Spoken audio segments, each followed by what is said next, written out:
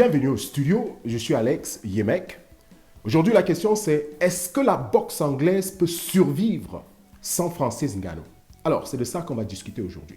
Pour bien comprendre comment est-ce que la boxe anglaise est devenue populaire, on doit repartir dans le passé. Parce que de là, on va aussi comprendre comment est-ce que la boxe anglaise est devenue excessivement riche. Alors, le premier et meilleur boxeur de tous les temps s'appelait Sugar Ray Robinson. Sugar Ray Robinson était un noir américain.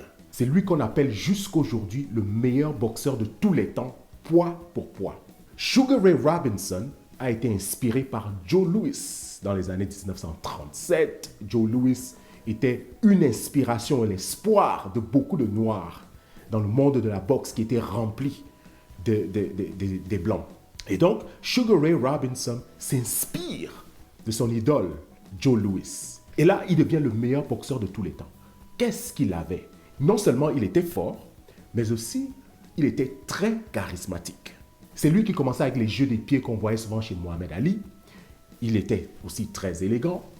Et donc, avec tout ce charisme, Sugar Ray Robinson, qui était un boxeur des poids légers, a gagné tous ses combats. Après avoir gagné tous ses combats dans les poids légers, il n'avait plus d'adversaire. Donc, ce qu'il fait, c'est qu'il va donc dans les poids moyens.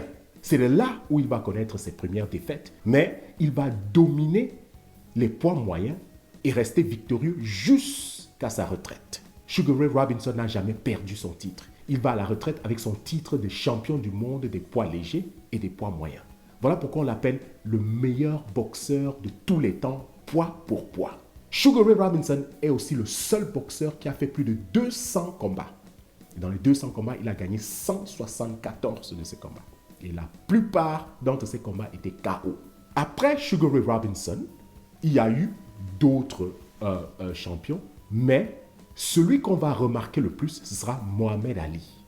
Mohamed Ali, lui aussi, est inspiré par Sugar Ray Robinson. Mohamed Ali va dire que oui, Sugar Ray Robinson était le meilleur boxeur de tous les temps, poids pour poids, mais que lui, il est le meilleur boxeur de tous les temps.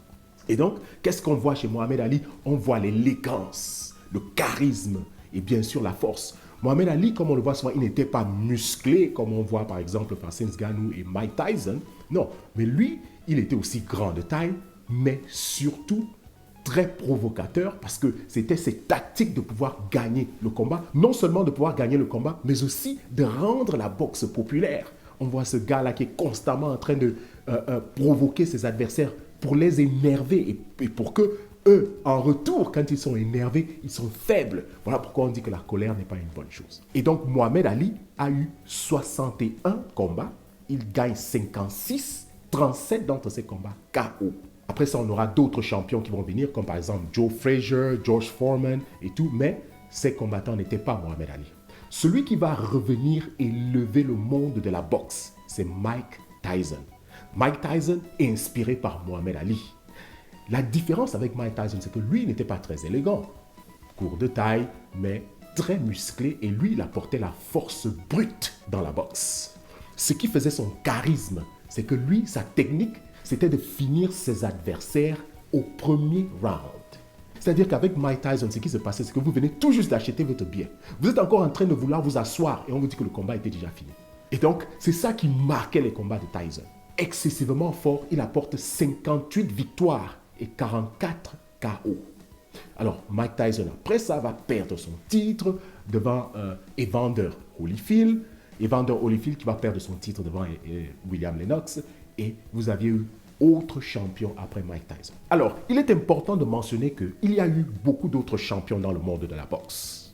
Mais l'une des raisons pourquoi je ne les mentionne pas ici, et je m'appuie beaucoup plus sur les boxeurs comme Joe Louis, Sugar Ray Robinson, Mohamed Ali, Mike Tyson, c'est que ces boxeurs-là avaient un charisme spécial qui a changé le monde de la boxe. Alors, depuis que Mike Tyson est parti, qu'est-ce qu'on a vu? On a vu des champions qui n'étaient pas à mesure d'avoir le même charisme, qui n'étaient pas à mesure d'élever la boxe au niveau où les autres le faisaient.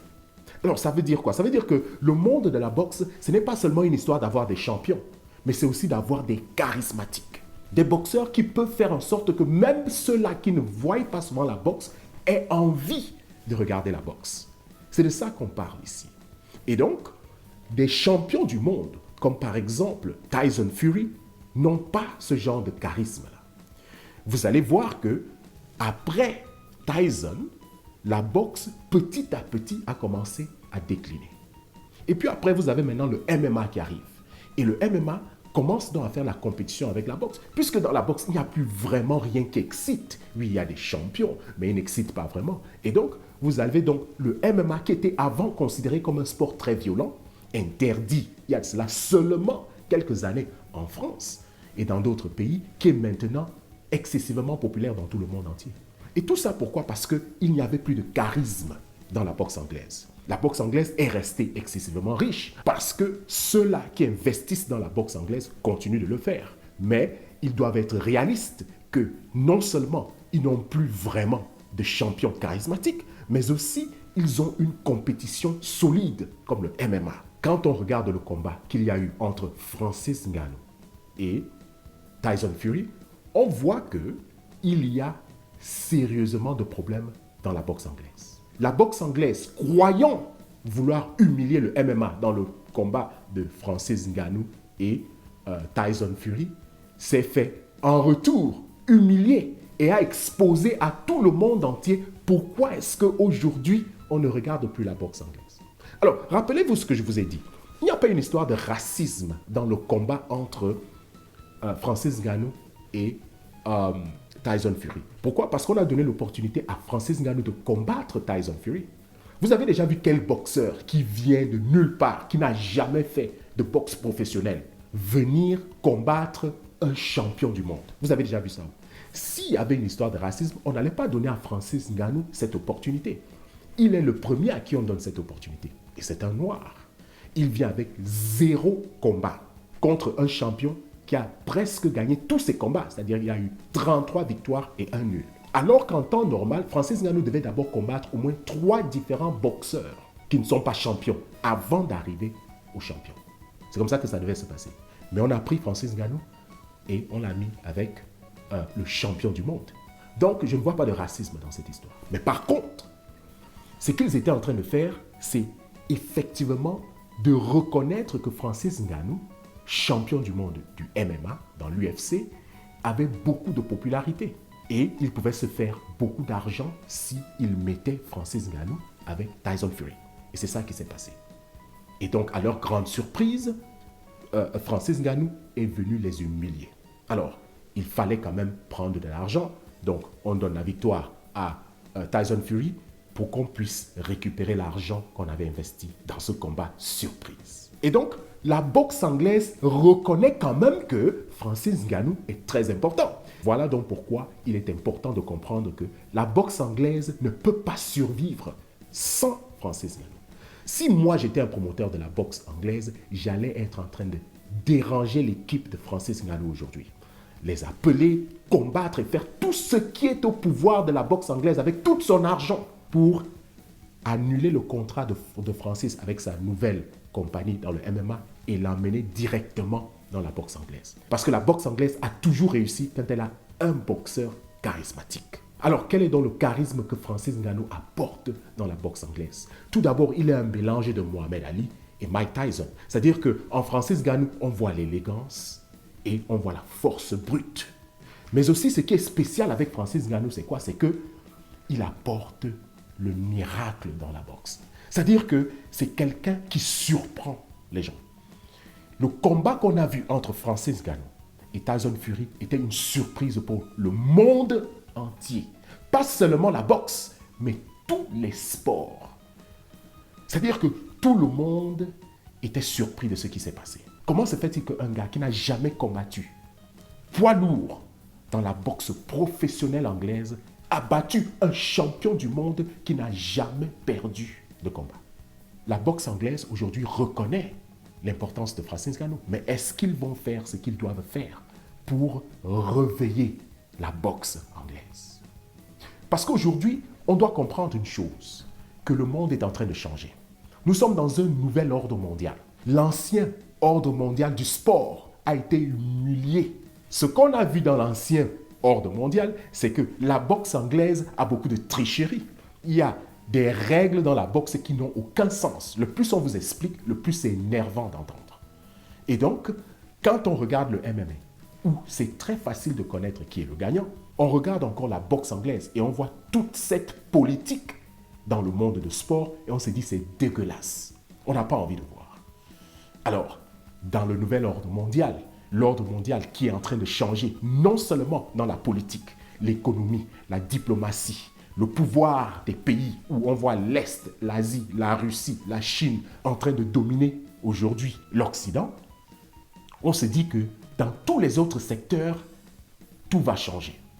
Et donc, pour changer la boxe aujourd'hui, l'Afrique est en train de mettre son empreinte. Et son empreinte, c'est qui? C'est Francis Ngannou. Écoutez bien ce qui est en train de se passer maintenant. Francis Ngannou, actuellement, est au Cameroun. Et pendant qu'il était en train de donner une interview à la CRTV, la télévision nationale du Cameroun, il y avait en Arabie Saoudite des discussions où ils sont en train de dire que Francis Ngannou doit combattre le 23 décembre. On a demandé à Francis Ngannou à la CRTV que quand sera ton prochain combat? Francis Ngannou répond qu'il n'est pas sûr, ça doit sûrement être en février ou en mars.